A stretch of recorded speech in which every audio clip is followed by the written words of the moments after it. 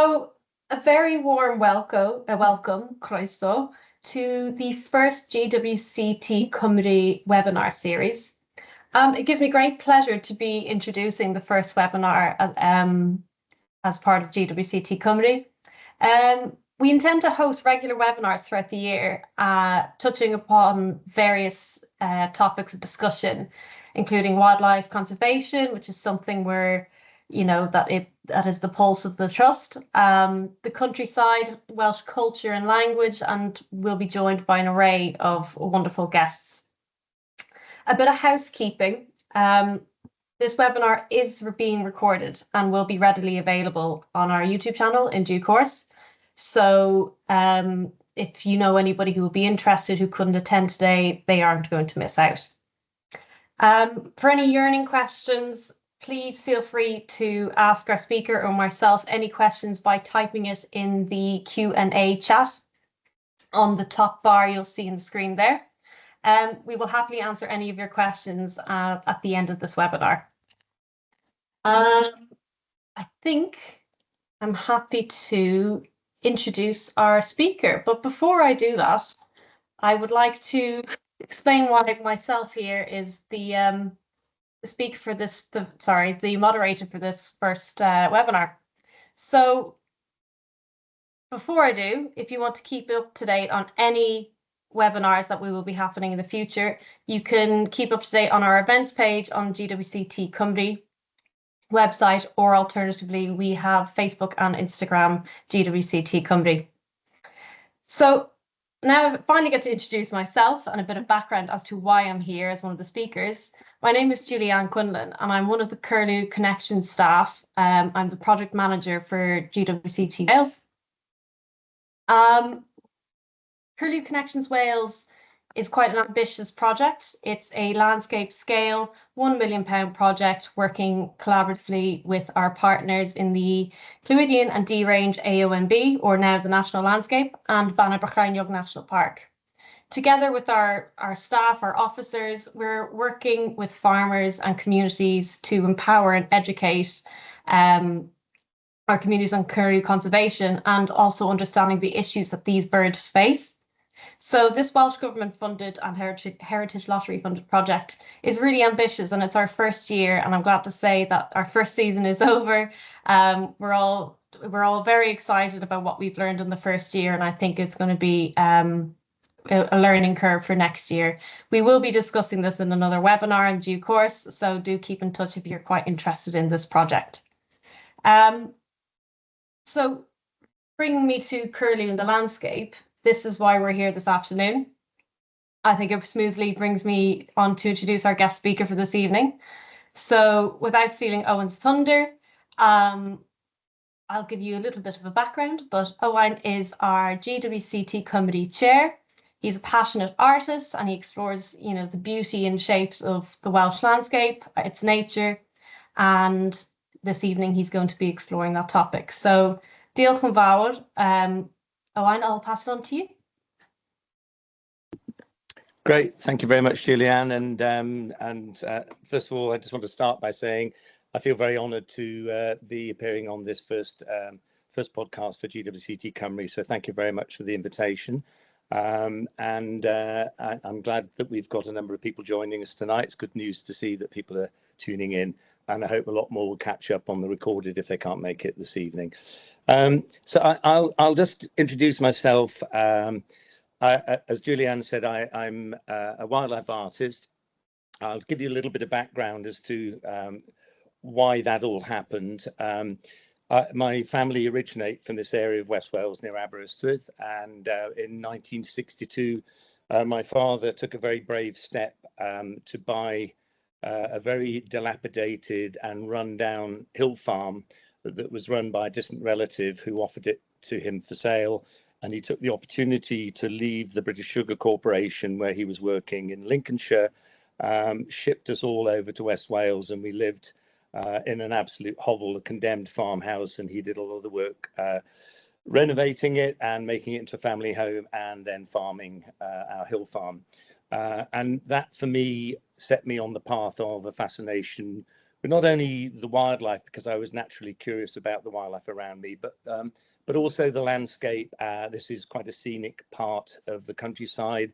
If I look out of my window now, I can see the Irish Sea. I see we're 1,000 feet. I can see pretty well the whole of Cardiganshire. I can see North Wales, the Llŷn Peninsula. I can see Pembrokeshire from here as well. So we are quite high up, and those big skies really inspired me and inspired me to become an artist. But it was primarily the wildlife that really got my attention. And as a lot of youngsters in their early age, growing up in the countryside, fishing rods and shotguns were around, and with the task of doing a bit of crow control, because at that stage, farming, we were living on a shoestring, literally. We had very little money. Losing lambs to crows was a serious issue. All farmers had a shotgun and they went out and controlled the crow population. There were still crows around, plenty of crows around, but they just kept a cap on the population that meant that they could be more profitable, or even just get into profit, as was our case. So I picked up the gun, and that got me into shooting, and the fishing rod, going fishing as well. And that was my gateway into studying landscape and wildlife, because I was not just looking at crows, I was looking at everything else. Interestingly, and quite appropriate for this talk, my very first physical contact with any wildlife was actually a curlew. My brothers and I went to the local primary school, a very small little village school. There were 6 children on the roll, and the 3 of us made the number up to 9. And I can describe that school. It sat on the edge of a bit of common land, a bit of moorland. And it did have a playground, but nobody ever used it because the moorland was far more attractive for youngsters roaming around and exploring, and a much bigger area. And I remember coming out of a break one afternoon, and there was a curlew fledgling standing in the middle of the road, and my instant concern was that it might get run over. So I decided to go and catch it, and I carried it back up onto the moor and released it again. And for me, that was, really quite a big moment, because it was an opportunity to actually handle a real live bird, which I'd never done before. I was probably about 8 at the time. And it was very profound, because the curlew were very, very common. So it wasn't a surprise to see a curlew there. And I'd seen them around on the moorland in good numbers in those years. But to actually be able to pick one up and very briefly examine the minute detail really fired my interest in that, and how beautiful and subtle the plumage was. And that then set me on the path of drawing and painting wildlife. And from then I did it as a kid. I come from an artistic background, and there was always pencil and paper and paints around in the house anyway. So I was encouraged to pick that up and get on it. And I started painting and sketching wildlife. And then I went off to London when I finished in school. Didn't go to university, failed to get chemistry because I wanted to become a geologist, but failed to get my chemistry A level. I went to London to sell advertising, was there for 8 years, met my wife, dragged her back to Wales, and just told her I was going to become a professional wildlife artist. And the rest is history. I've been a wildlife artist for the last 35 years, making a living out of it, bringing up a family on it. So it's been a success, but it's not been... I can't say I've been made wealthy by it, but it's given me an opportunity to meet a lot of interesting people and see a lot of countryside. And so for me, that's really basically why I became a wildlife artist. So could you have the next slide, please, Julianne? So just talking about curlew, this was a painting I did not so long ago of a curlew. I like all of us, I think we have a romantic attachment to curlew. There's something very profound, and there's a lot of mythology attached to curlew. But I look at it this way. I've met a lot of local farmers, and very often we have this narrative that farmers don't really care about wildlife. We hear it very often in some of the heated debates on social media.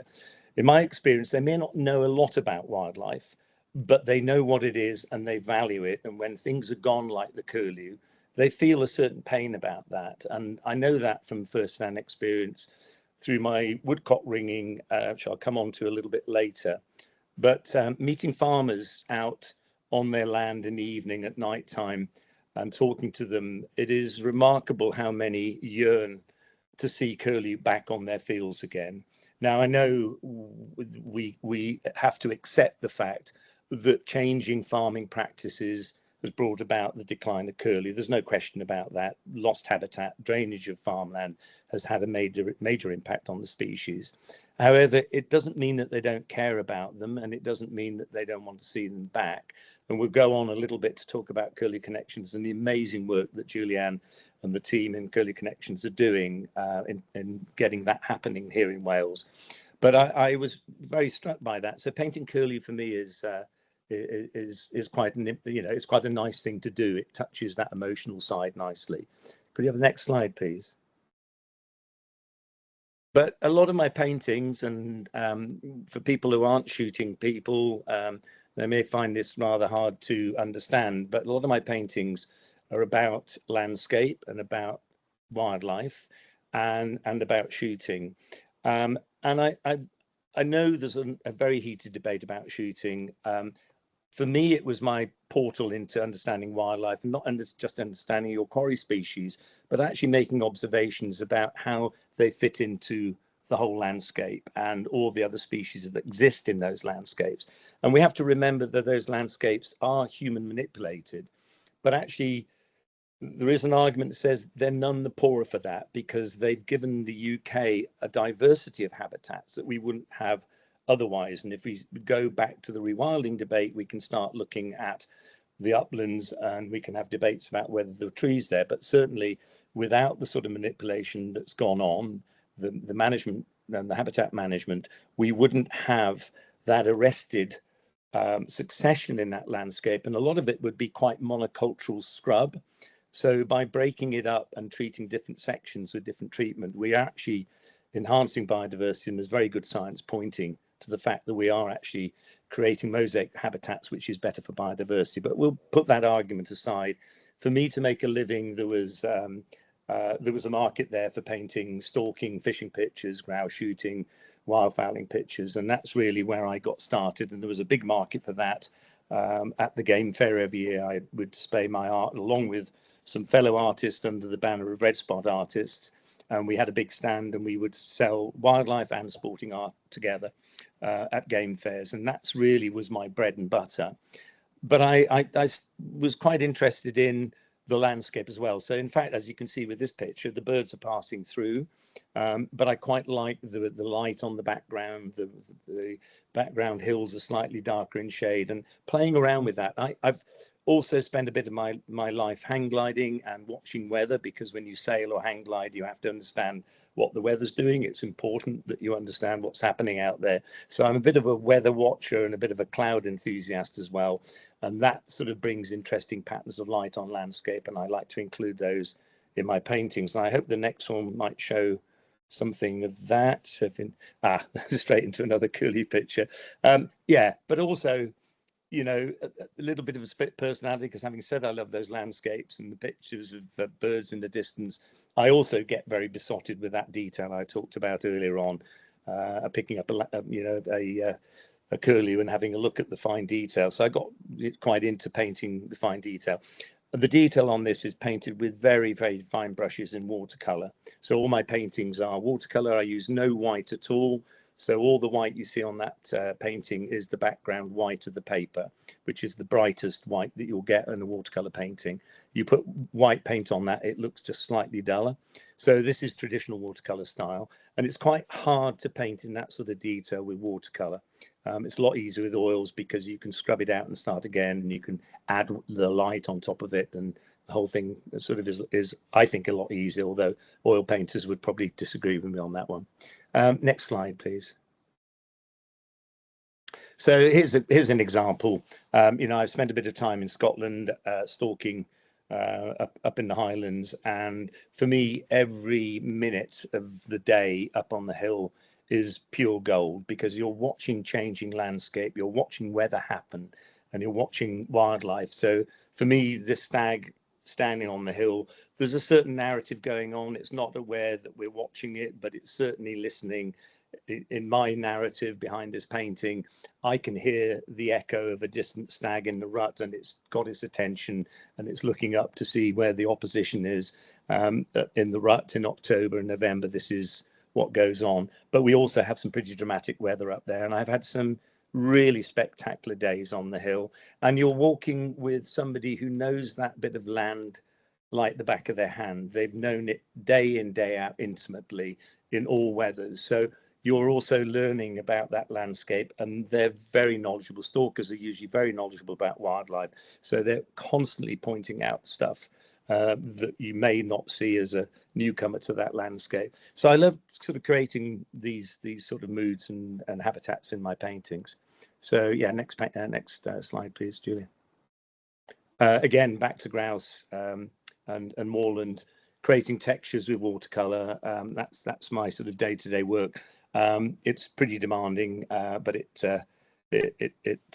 takes up a lot of time, and I quite often tear up watercolor paintings because they haven't quite reached where I want them to be, and it's a lot easier to tear it up and start it afresh with a new piece of paper, which is quite cathartic when you've got really screwed up and angry about how bad your painting looks. It's just to tear it up, throw it in the bin and start again. Okay, next slide, please.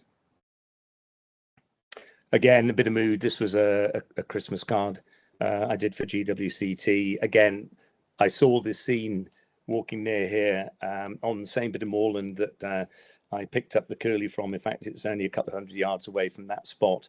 But I walked out one very stormy blizzard day, and then this amazing clearance came through with a low winter light, and the brightness was just dazzling.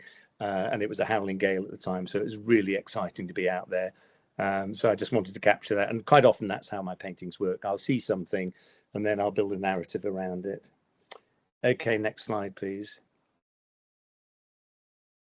Again, fishing. When I'm out fishing, salmon fishing, or I was out night before last sea trout fishing, I like to imagine what's going on under the water and what the fish are doing, or in this case, the otter. So this is quite an intimate study of an otter diving, and quite enjoyed painting those bubbles in. And again, no white paint there.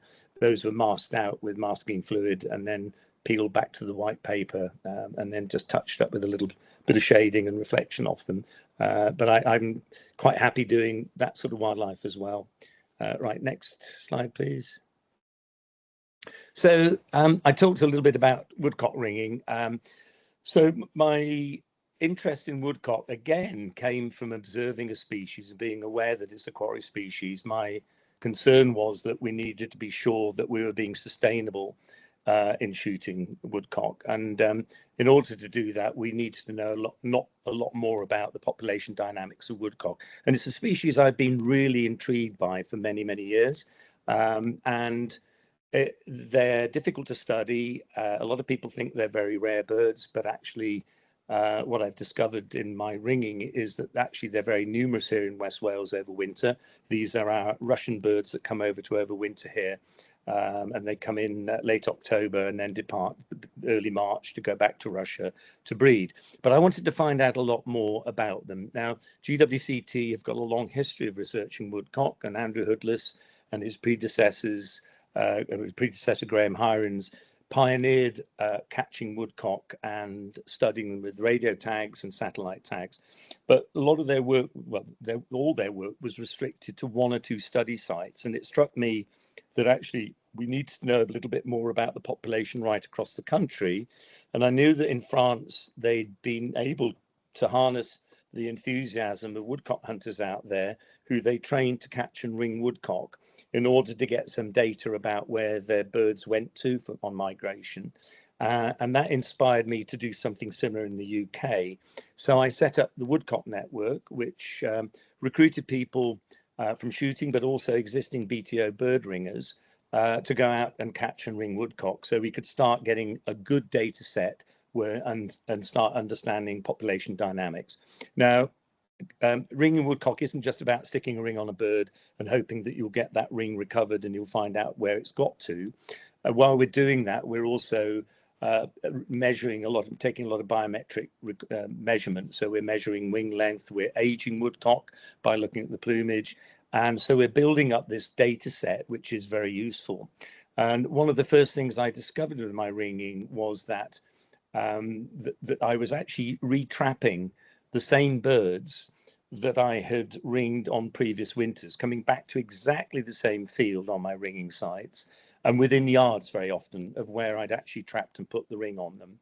And for me, that was a really important point. And so I lost no time in writing articles and shooting times explaining the implications of this wintering site fidelity, as it's described, because if you overshoot your birds that are hefted to your area, you're going to have a negative impact on those birds. And so you need to start thinking about the sustainable harvest and not overdoing it. And that was well received by the shooters. And it's been a sort of function. I've sat on this rather uncomfortable and very sharp fence between conservation and shooting. But I think I've been able to play a role where I've been able to engage both sides of the debate and start looking in a reasonable way at how we can look at sustainability and learn more about the species. And certainly a lot of the work that GWCT has done has looked at the ideal habitat for woodcock. And there is no doubt that a lot of estates have planted woods on advice of GWCT that have provided not just wintering habitat, but also breeding habitat for our resident woodcock. And so that engagement with landowners is absolutely vital. And I think it's a key principle that runs through GWCT and what we do, because we do our research, but we also have an advisory capacity, and we have the ability to explain to people the science behind the topics. And that is a function we've been performing for nearly 100 years. And as the debates sharpen about how we use managed landscapes, that sort of science is invaluable, as it's proving to be with curlew connections and how we look after our curlew population and get it back from the brink of extinction, which it really is here in Wales. So you might be wondering why I've got this woodcock bronze here. I got into, as well as painting, also making bronzes, and this is an example of one of my pieces. For me, it was great. The title of this is Meeting of Art and Science.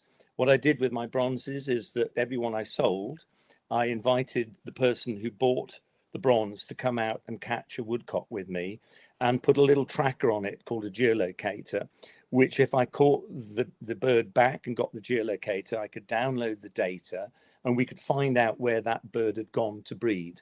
We could get an idea of its migration route, etc. And so part of the deal was that when I sold a bronze, I'd go and buy a tag, and then the customer would come out and help me fit the tag to their bird. And then if I got the data back, I would let them know where their woodcock had been. What I also did when they bought the bronze is I produced this little book that explained the science of woodcock and what we were trying to do, the creative process or the art behind the project.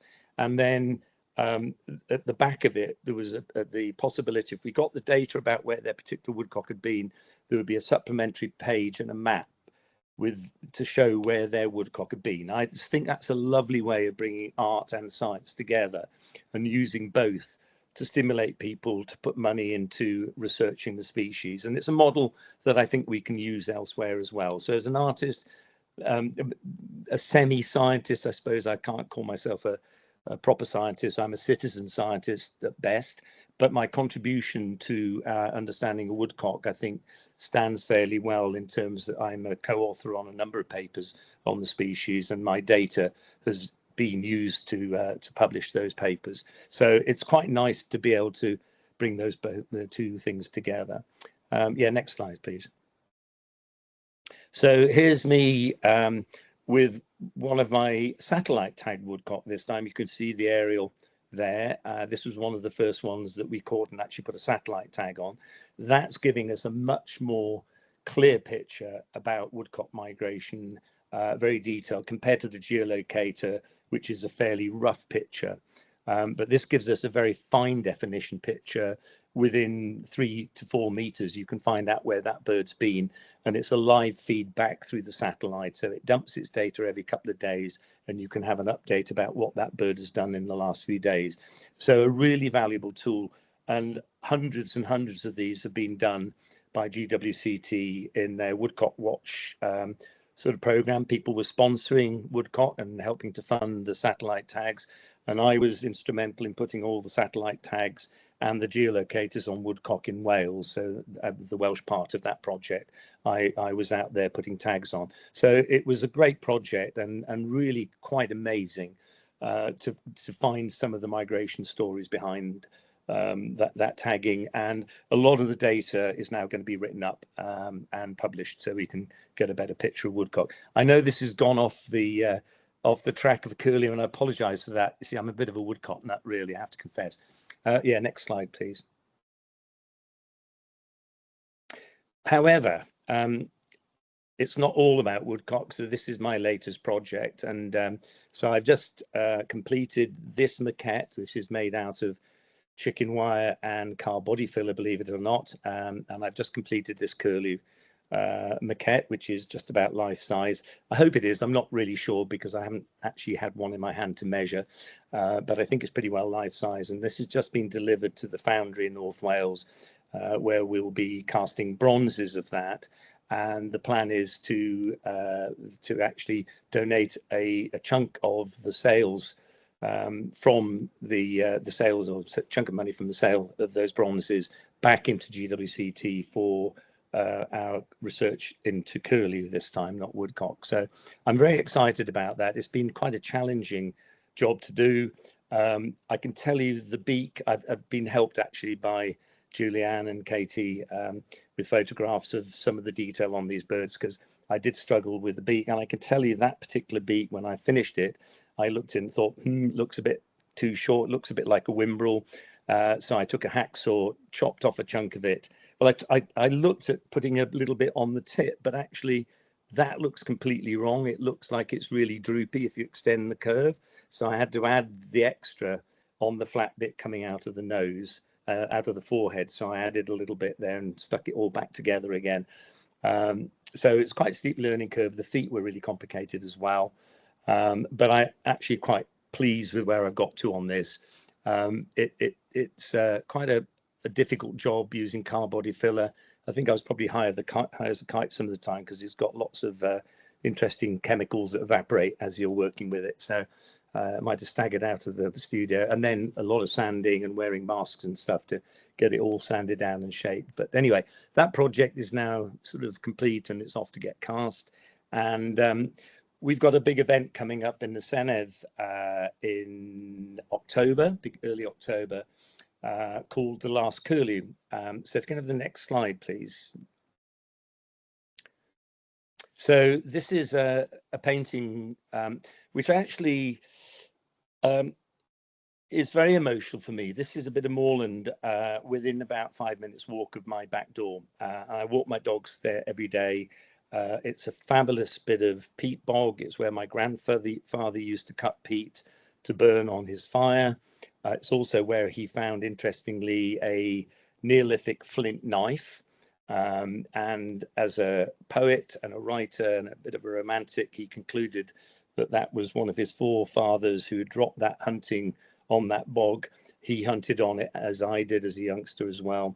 But it's quite an emotional place for me, because my family go back generations in this area. So this is our homeland, and it's been untouched. I mean, it's been grazed, but it hasn't been fenced off. So it's a bit of very open moorland.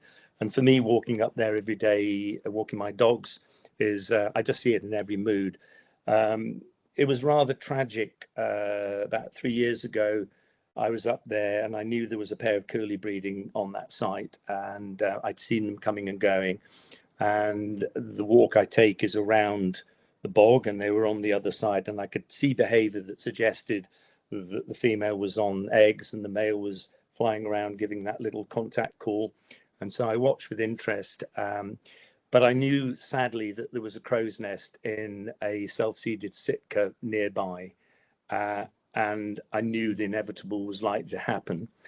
You might ask why I didn't go and do something about the crow's nest. This is a triple SI, and in order to do so, I would have had to sought permission, and the length of time it would have taken would have meant that I just wouldn't have got the permission in time to help save the curlew nest. 2 days later, I was up there there wasn't a curlew in sight. The day before that, there were 2 curlew flying around looking very much like they had a brood. They were sounding quite defensive. And so I backed away, was delighted to see that the curlew chicks, like to be curlew chicks there, backed away, walked away and left it, went up for a peep the next day, and they were nowhere to be seen. And my conclusion was that the crows that had at the time chicks in that nest had probably seen to the brood, or pretty likely, I mean, it could have been buzzard as well, but those crows were just too close for comfort. And it's a rather tragic story because, you know, there is little doubt now in this debate about curlew. We've gone round and round the houses about habitat, creation of habitat, and of course it is really important. We've degraded a lot of habitat, but this habitat here hasn't changed at all, and it did have a lot of curlew on it. But what has changed is that there are a lot more foxes out there, and the reason for that is, unlike my description earlier on when I started this talk about having a shotgun and all the farmers having a shotgun and keeping a cap on crow population and fox population, that doesn't happen anymore. Farmers don't walk their land, they're busy on quad bikes, they come and go, and nobody is watching on that. So the number of people actually keeping on top of the crow population is significantly lower, and the crow population has gone up and up and up. And therefore the predation pressure on our local curlew have gone up and up and up. And that's one of the reasons, not the only one, but one of the reasons why we are losing our curlew in Wales.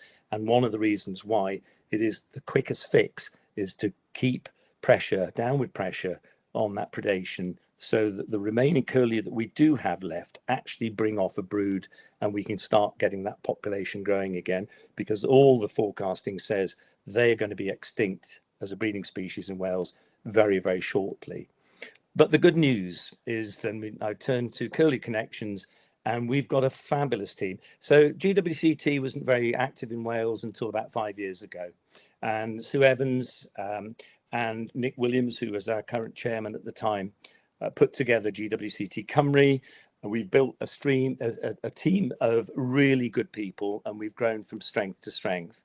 We now have people on the ground, and I think Curlew Connections is a really good example of how we can tackle a problem like this.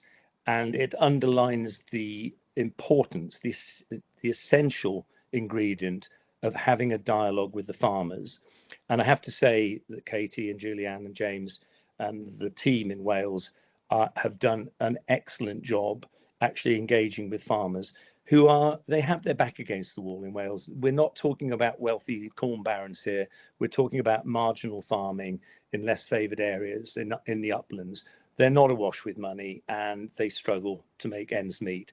So you're asking them to look after a species, which means somewhere along the line they've got to give up a little bit of their income. But there are ways of reaching compromises, and that's what the team has done so well in actually sitting and talking to farmers and observing curlew, spotting curlew breeding where they're breeding.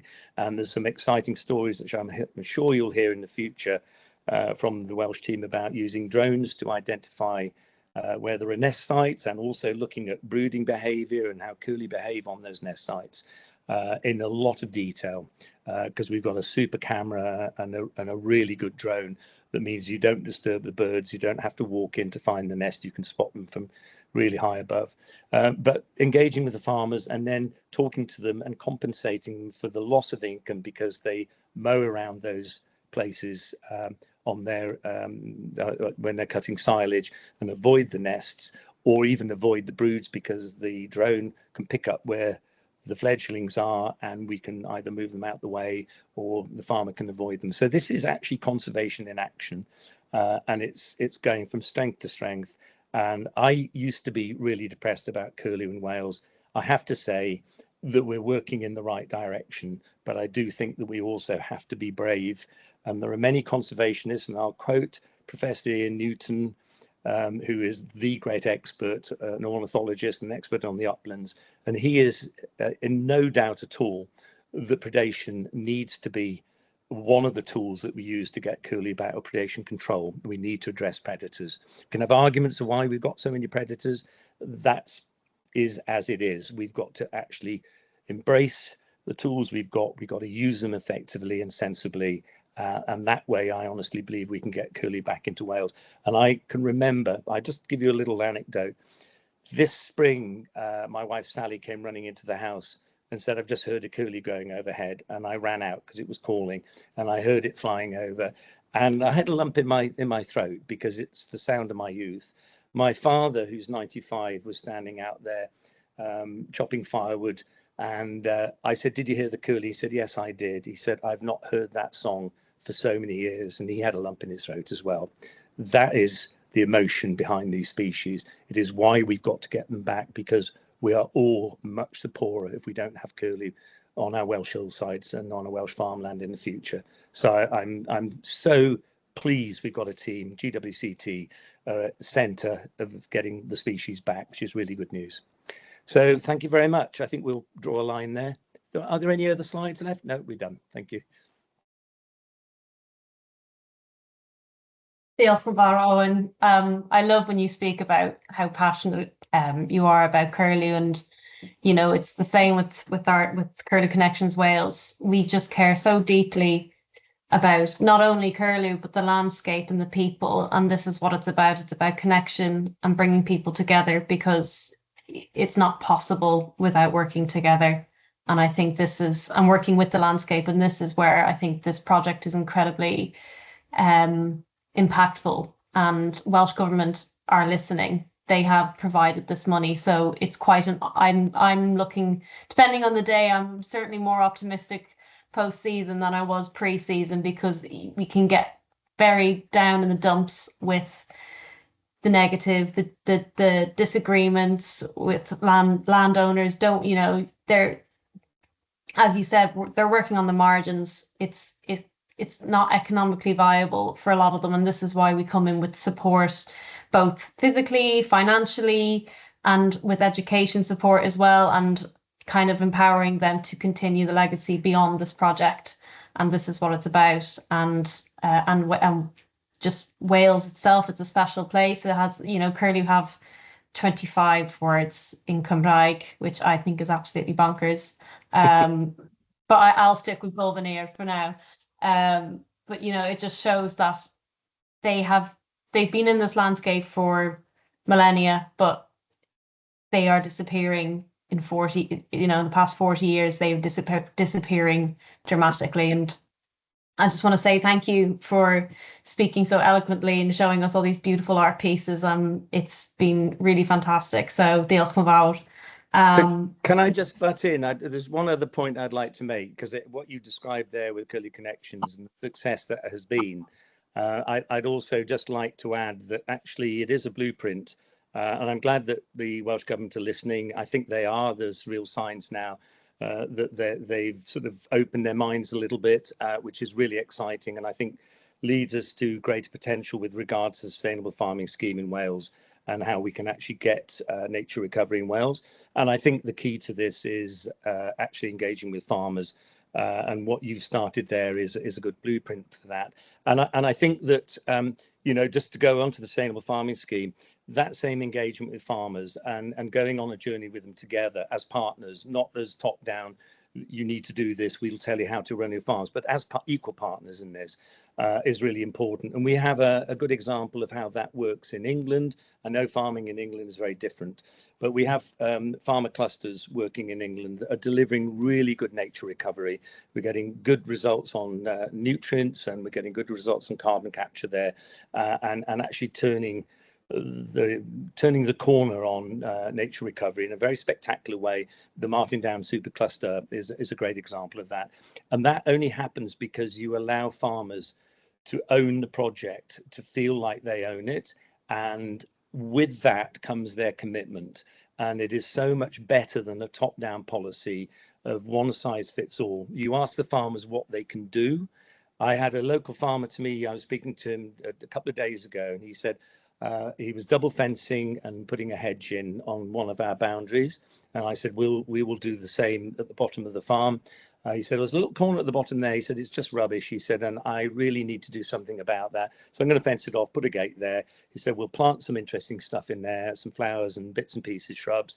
And there's a company locally who are looking for places to put their beehives. So I'm inviting them to put their beehives there.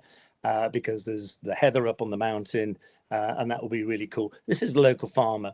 they're out there, they do want to do these things, and they will do it when they have a sense of ownership and feel that they're a part of the project. And I think that's a really key message for all policymakers now. That's where the future lies. I'm convinced of it. Fantastic, diolch. If has anyone, I just go check in the chat if people have added any questions. I've seen there's people typing here, but before we do, I have a question in regards to using art and science, and you raised that there during your talk. You intend to go to the Senedd to present the extinction of curlew and the brink extinction of curlew. How can we use art to emotionally drive decisions, quite impactful decisions like this? How do you think that we can use art for the benefit of science and conservation? It's a bit of a heavy question, but yeah. Well, that's a good question. Yeah, and I'm going to struggle a little bit. I think it really is about the emotion. I think in this day and age, we are bombarded with science of facts and a lot of doom and gloom that are based in evidence and science.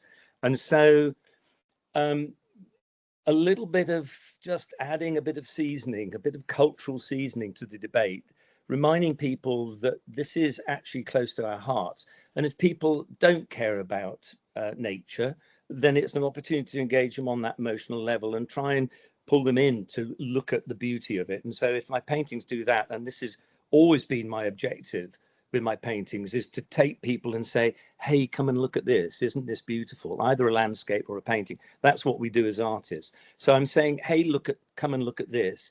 And this is how it fits into the bigger picture. This is why we should value these things, because culturally they are us. And I could get on my hobby horse now about human beings and our connectivity with our landscape and our nature. One of the reasons I have no qualms about being a hunter is because if it's done sustainably, there's no better way of actually having a real contact with nature, being out there, understanding the whole picture. And so certainly in my life, it's been through that lens, and it's made me, in a sense, a conservationist and have a greater understanding of the value and beauty of those things. Now, I'm sure somebody could tackle me and say, but how could you kill those birds? I'm not a preservationist, I'm a conservationist, and there's a huge difference. So a preservationist wants to preserve every living animal for as long as they can. And that is unrealistic because they die, they get predated. It's a rough, tough red and tooth and claw. And human beings are a part of that, because I know there are vegans out there, but I eat meat, and I like to take responsibility to kill my own meat in a kind and decent way, and prepare it and then enjoy it. So that for me is going back to my Neolithic roots. That's what we've always done, and that's hardwired in my DNA. That's a whole new lecture.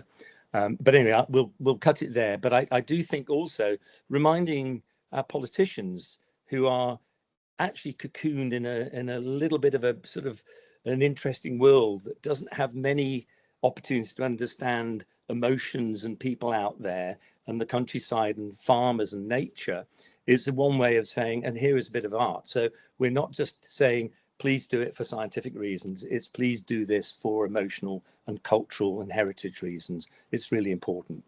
I hope that answered it. Couldn't agree more. No, that was fantastic. Michelle's just popped in the chat here. Do you think planting trees in the wrong place has an effect on the curlew population? It's a really very important point. I've read quite a lot of science on this. I also write a fair bit these days on Scribehound, and I write about the whole fashion of planting trees, rewilding, etc. There is very good science out there. There was a good study done in Iceland showing how that country's breeding population of waders is being negatively impacted by the proximity of trees. Why? Because trees, apart from taking away a chunk of landscape, which could be nested on by those species, we've now discovered that because curlew, lapwing, golden plover, all those ground nesting birds are very wary of the proximity of trees, as all birds are, and I've seen this with woodcock. Woodcock will land in the middle of a field to feed at night, not anywhere that's overlooked by trees, because that's where predators lurk. So they have this deep-seated instinct to stay away from trees. And there's very good peer-reviewed science showing that impact happening. So we've got to be very mindful when we look at planting trees on the uplands that we're not taking away either existing habitat for curlew or habitat that potentially is there for curlew, but they won't go there if it's planted with trees or is close to trees.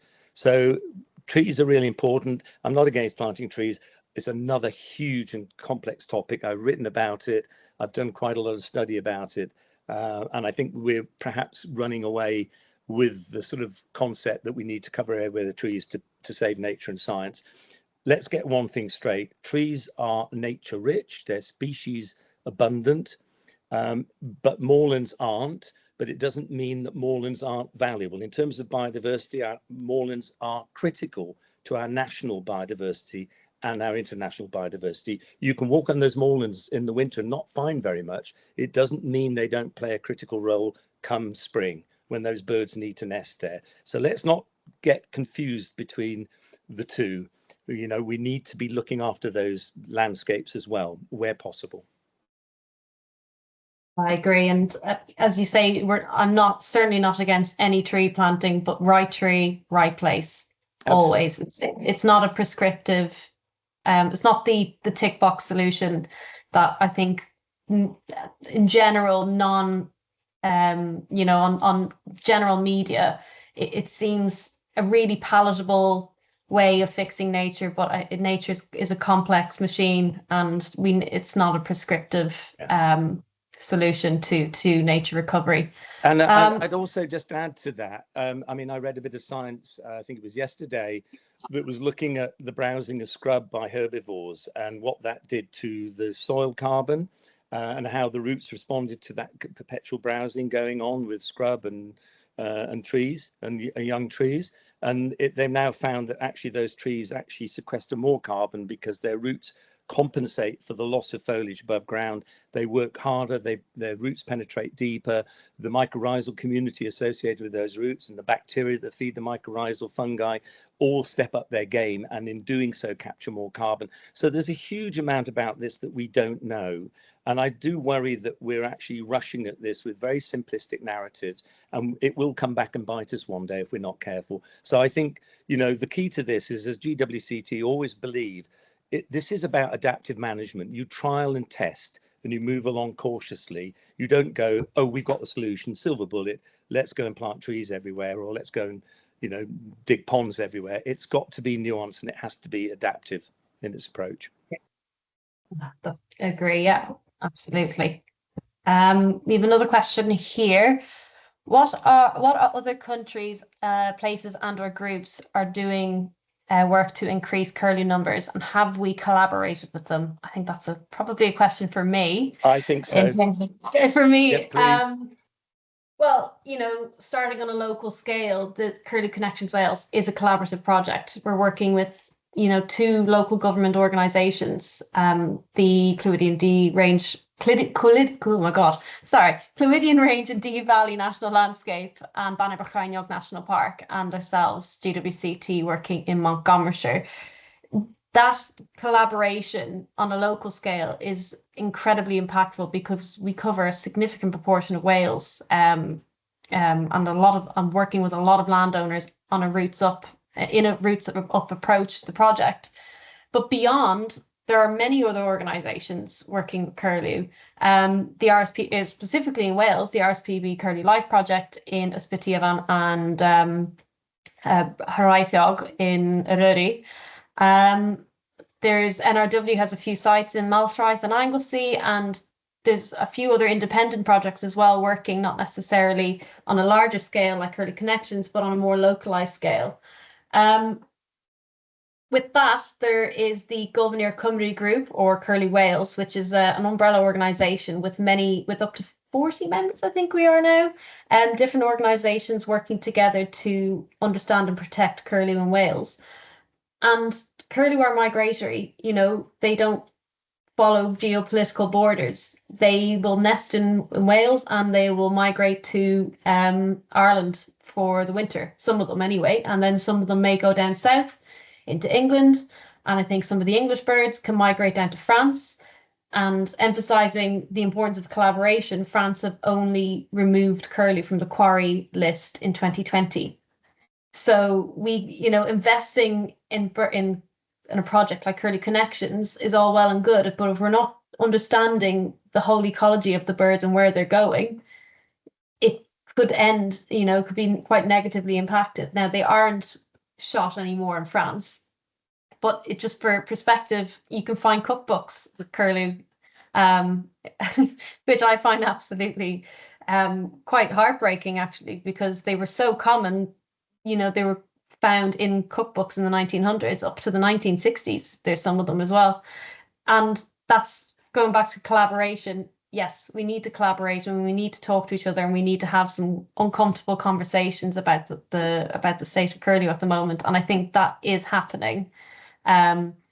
Yes, they are expected to be extinct in 2033, but it's happening. And in looking to other countries like the Republic of Ireland, where they are quite literally at the brink, they have not many breeding birds left in comparison to Northern Ireland, where it's one of the most successful curlew projects in the RSPB Life project up in Glynnwari. There is hope, and with that hope, we must collaborate, we must talk to each other, and we must support our farmers. So I hope that answers your question. I think there's another question here. Yes, Sean has just said that's why Gylfinir Cymru have denoted the important curlew areas in the Curlew Action Plan. So what we refer to as the ICA, or the important curlew area, there are 12 of them in Wales, and we are working in 3 of them in Curlew Connections. John Kavanagh has just said here, I'm involved with the head starting in England and information is shared across Europe. Exactly. And that's thanks to organisations like Curlew Action as well. They held their first pan-European conference in Norfolk in February this year. And I found that event absolutely inspiring. We had scientists from Poland, France, Spain, the Netherlands, some scientists who worked in the birds in Finland and beyond. And it just shows put scientists in a room together and we can make some progressive action. And I think I do have a lot more hope for curlew than I would previously joining this project. Yeah, I'd just add also, Gillian, I think John Kavanagh, who I know, and the head starting work, I think is really interesting. We've got Curlew Country doing the same here in Wales or on the borders. But I also have to sing Mary Colwell's praises here, because she has done so much to bring curlew to the forefront of public debate and also a policy debate. And, we were aware of the problem, but I think all credit to her and the work she's done.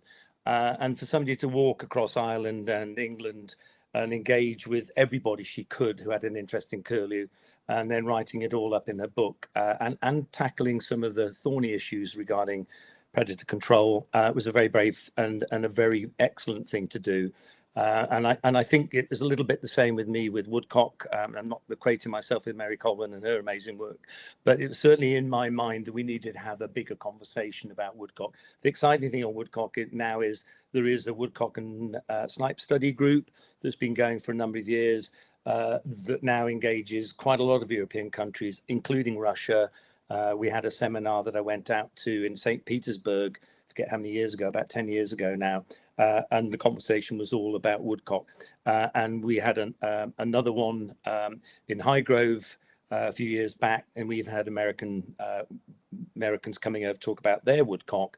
I think sharing knowledge is really valuable on this, even if we can't actually replicate what other people are doing in our country. Just having that big conversation about a species and sharing our understanding, because a lot of the problems we're encountering with these species, there's a lot of commonality. So it's good to talk through those in detail. Absolutely. We need to talk to each other. It's the lesson. Yeah. Let's get more art, and we need to speak to each other. So I think that's how I would take what information I would take leaving this webinar. I don't think we have any further questions. So, and we're just closing up on time. So fantastic timing. A big thank you, Owen. A big diolch yn fawr. It's been really interesting to hear the dichotomy of science and art and how you bring them together. So I just want to thank you on behalf of the Welsh team, the GWCT Cymru team. Thank you so much, and thank you for supporting our work. I know we're still in our infancy in Wales, but we are a small but mighty team. And yeah, and I hope you all who joined us this evening have enjoyed that talk. For anyone you know that is not here today, but would be interested in listening to this webinar, we will be putting this on our YouTube channel in due course. So that'll be GWCT Cymru. So I wish you all a lovely evening, and thank you very much. And please get in touch with GWCT Cymru should you be interested in our work. Diolch. Thank you. Bye. Thank you.